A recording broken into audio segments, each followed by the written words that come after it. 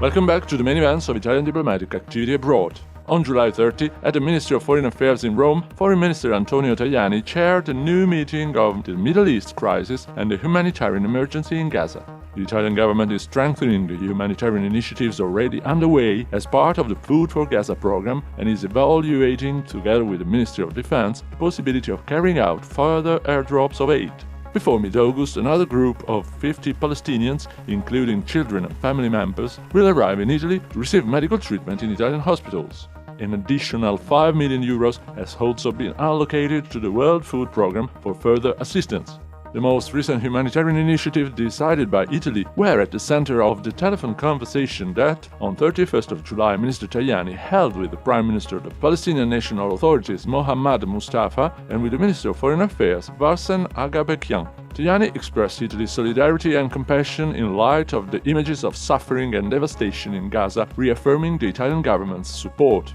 On 31st of July, Prime Minister Giorgia Meloni traveled to Tunisia, where she met President Kais Saied. During the meeting, they reviewed the state of bilateral cooperation, particularly the progress of the projects under the Mattei Plan for Africa, as well as the joint declaration on development cooperation signed in January.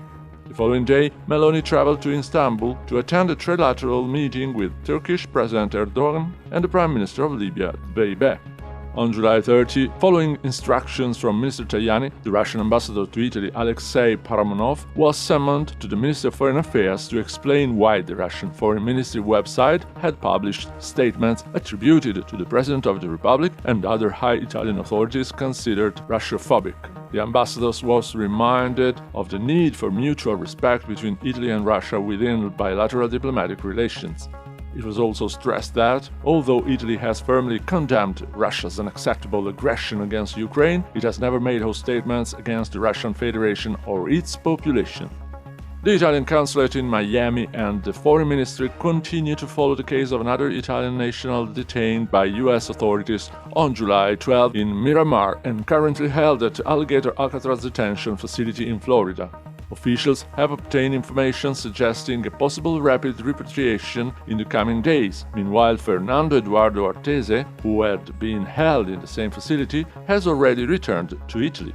The other Italian citizen, Gaetano Cateno Mirabella Costa, continues to receive support from the Italian embassy in Washington and the Foreign Ministry during his legal proceedings. An Italian citizen, Carlo D'Atanasio, has been released in Papua New Guinea after being acquitted on appeal following last year's conviction to 19 years in prison for money laundering. The news was announced by Undersecretary Giorgio Silli, who is on a mission in the region.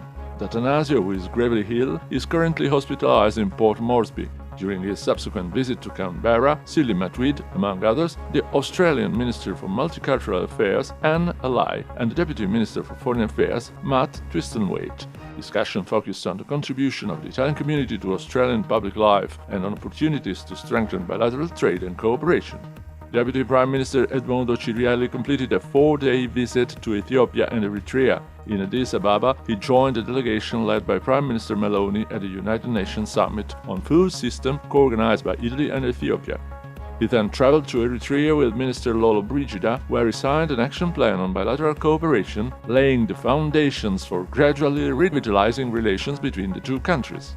On Sunday, 3 of August, the first edition of the Italian Fashion Day worldwide will begin. The initiative was launched last January by Foreign Minister Tajani as part of Italy's growth diplomacy. The goal is to promote Italian production abroad and support the internationalization of Italian companies in the fashion sector. The first event will take place at the Italian Pavilion at Expo Osaka 2025, showcasing the exhibition Italy is Fashion.